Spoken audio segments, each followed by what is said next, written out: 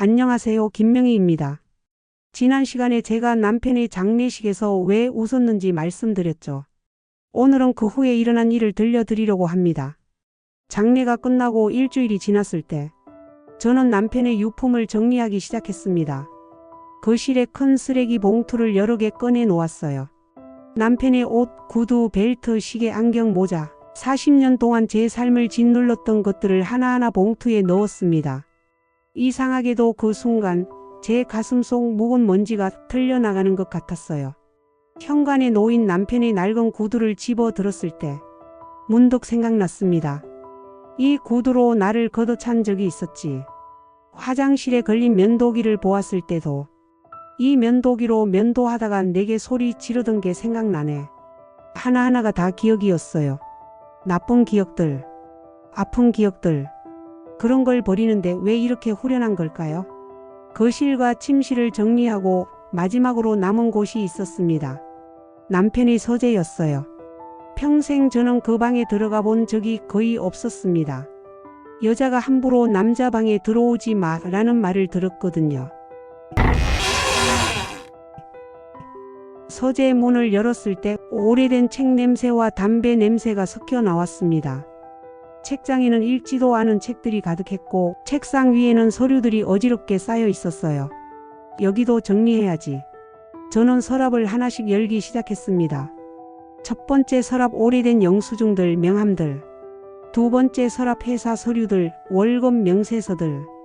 그런데 세 번째 서랍은 잠겨 있었습니다. 잠겨 있다고요? 궁금했습니다.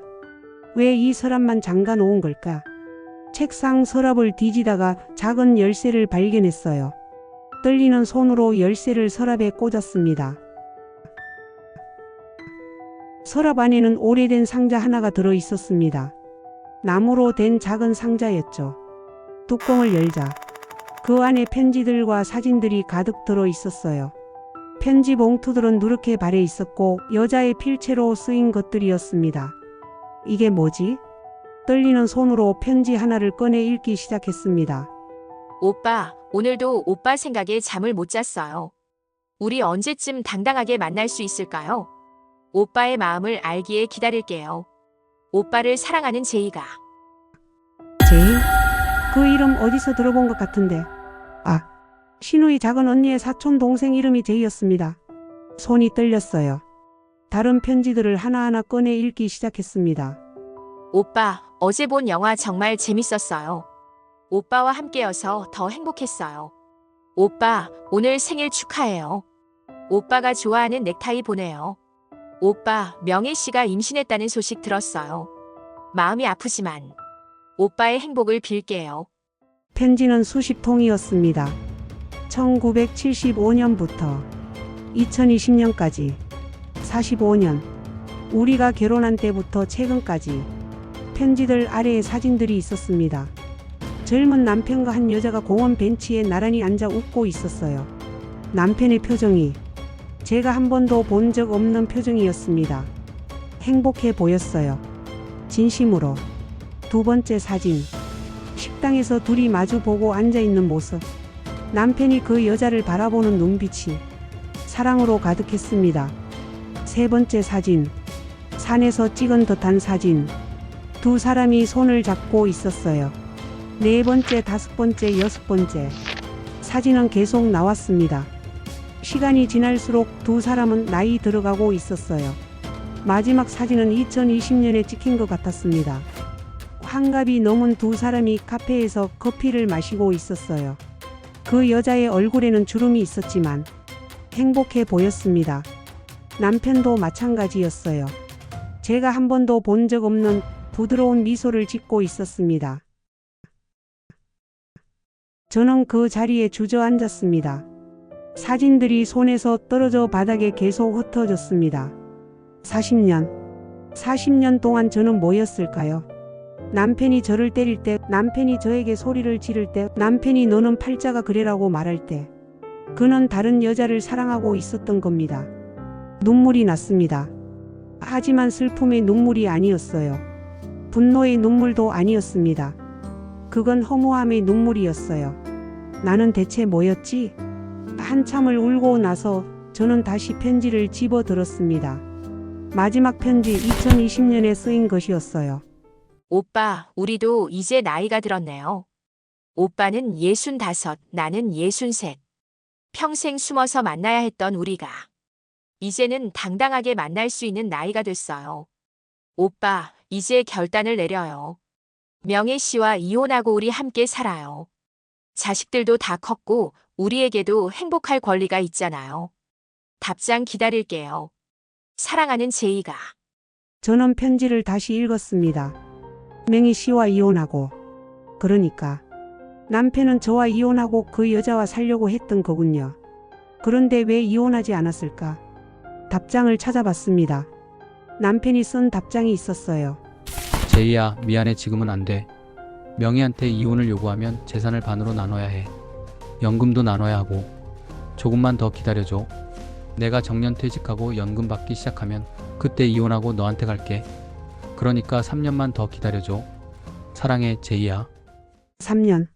3년만 더 기다리면 남편은 저를 버리고 그 여자에게 갈 예정이었던 겁니다. 제 3분할이 아까워서, 연금이 아까워서, 그래서 저를 붙잡아둔 거였어요. 그 순간 모든 게 이해가 됐습니다. 왜 남편이 저에게 그렇게 냉정했는지, 왜 저를 사랑하지 않았는지, 왜 폭력을 휘둘렀는지. 남편은 처음부터 저를 사랑한 적이 없었던 겁니다. 저는 그저 의무였던 거죠. 부모님이 정해준 결혼, 책임져야 할 가족, 버리기엔 아까운 재산. 그게 제가 남편에게 갖는 의미의 전부였습니다. 저는 바닥에 흩어진 사진들을 하나하나 주워 모았습니다. 사진 속 남편은 행복해 보였어요. 저와 함께 찍은 사진에서는 한 번도 본 적 없는 표정이었습니다. 우리 결혼식 사진을 떠올렸어요. 남편은 무표정했었죠. 돌잔치 사진도 그랬어요. 남편은 어색하게 웃고 있었습니다. 우리 같이 찍은 사진이라곤 결혼식이랑 돌잔치 때 찍은 게 전부였구나. 가족 사진이라는 것도 몇 장 없었어요. 명절 때 억지로 찍은 것들 뿐. 그런데 이 여자와는 수십 장의 사진이 있었습니다. 계절마다, 장소마다, 해마다. 이상했습니다. 분노가 치밀어 오를 줄 알았는데 오히려 다른 감정이 먼저 왔어요. 불쌍하다는 생각이 들었습니다. 남편이 불쌍했어요. 45년 동안 사랑하는 사람과 숨어서 만나야 했던 그 사람. 진짜 원하는 삶을 살지 못하고 의무 속에 갇혀있던 그 사람. 그리고 저도 불쌍했습니다. 40년 동안 사랑받지 못하고 살았던 제가. 혼자 애쓰고 혼자 참고 혼자 버텼던 제가. 우린 대체 뭐였을까? 남편도 저랑 살면서 행복하지 않았을 텐데 무슨 생각을 하며 살았을까? 매일 아침 제가 차려준 밥을 먹으면서 머릿속으로는 다른 여자를 생각했을까? 제가 빨아준 옷을 입으면서 마음속으로는 다른 삶을 꿈꿨을까? 사진들을 다시 상자에 넣으면서 생각했습니다. 미운 정도 정인가 보다. 40년을 함께 살았으니까. 사랑하지 않았어도 함께 늙어갔으니까. 갑자기 남편의 인생이 불쌍했습니다. 사랑하는 사람이 있었는데 평생 숨어서 만나야 했던 사람. 자유롭게 살고 싶었을 텐데 책임과 의무에 묶여 살았던 사람. 그리고 결국 정년퇴직 3년을 앞두고 죽어버린 사람. 당신도 행복하지 않았구나. 하지만 이해가 되는 것과 용서하는 것은 다른 문제였습니다. 배신감이 밀려왔어요. 40년 동안 저는 성실한 아내였습니다. 남편의 밥을 챙기고 남편의 옷을 빨고 남편의 부모를 모시고 남편의 아이들을 키웠습니다. 맞으면서도 욕을 들으면서도 무시당하면서도 저는 떠나지 않았어요. 이혼하자는 말도 하지 않았어요. 가족이라는 이름으로 모든 걸 참았습니다. 그런데 남편은 어땠나요? 다른 여자를 사랑하면서 저를 이용만 한 겁니다. 가정부처럼 간병인처럼 그저 필요한 존재로만 저를 대한 거예요. 제 3분할이 아까워서 저를 붙잡아둔 거였습니다. 그제야 알았습니다. 제가 왜 장례식에서 웃었는지 무의식 중에 알고 있었던 것 같아요. 이 결혼이 가짜였다는 걸, 저는 사랑받지 못했다는 걸, 그래서 남편이 죽었을 때 슬프지 않았던 겁니다. 잃을 게 없었으니까요. 처음부터 가진 적이 없었으니까요. 저는 사진과 편지를 모두 다시 상자에 넣었습니다. 그리고 그 상자를 쓰레기 봉투에 넣으려다가 멈췄어요. 잠깐. 아이들이 알아야 할까? 아버지의 진실을. 아니면 시누이들한테 알려야 할까? 오빠가 평생 바람을 피웠다는 걸. 한참을 고민했습니다. 복수하고 싶었어요. 당신들이 그렇게 존경하던 남편이, 오빠가, 아버지가 이런 사람이었어. 라고 소리치고 싶었습니다. 하지만 그래서 뭐가 달라질까? 남편은 이미 죽었어요. 편지를 보여줘도 사진을 공개해도 남편은 돌아오지 않습니다. 아이들에게 상처만 줄 뿐이고 시누이들과 싸움만 생길 뿐이고 저만 더 힘들어질 뿐입니다. 저는 결정했습니다. 이 비밀은 저 혼자 가지고 가기로. 남편의 장례식에서 웃었던 이유도 제 마음속에만 간직하기로. 사람들이 뭐라 하든 상관없다고 생각했습니다. 중요한 건 제가 이제 자유롭다는 것. 제가 이제 제 인생을 살 수 있다는 것.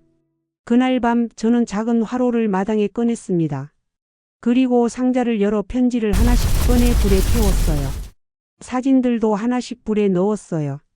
행복한 남편의 얼굴이 불타 없어졌습니다. 그 여자의 미소도 연기가 되어 사라졌습니다. 마지막 사진을 불에 넣으면서 저는 중얼거렸습니다. 이제 다 끝이야. 당신 인생도, 당신 비밀도, 당신과의 내 인생도. 불꽃이 타오르며 모든 걸 태워버렸습니다. 40년의 거짓이, 40년의 외로움이, 40년의 고통이 제가 되어 바람에 흩어졌습니다. 불을 끄고 집으로 들어왔을 때 제 마음은 이상하게 가벼웠습니다. 배신감도 분노도 슬픔도 전부 불 속에 태워버린 것 같았어요.